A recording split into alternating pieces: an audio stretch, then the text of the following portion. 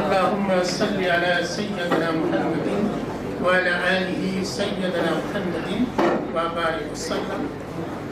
হাজার বছরের শ্রেষ্ঠ বাঙালি জাতির পিতা বঙ্গবন্ধু শেখ মুজিবুর রহমান এবং তারই পরিবার পরিজন 15ই আগস্টে যারা শাহাদত বরণ করেছেন, জাতীয়তার নেতা সহ এবং বিশেষ করে মুক্তিযুদ্ধের মহান স্বাধীনতা যারা শাহাদত হয়েছেন, শহীদ হয়েছেন, সকলকে আল্লাহ পাক জান্নাতুল ফেরদাউস নসিব করুন।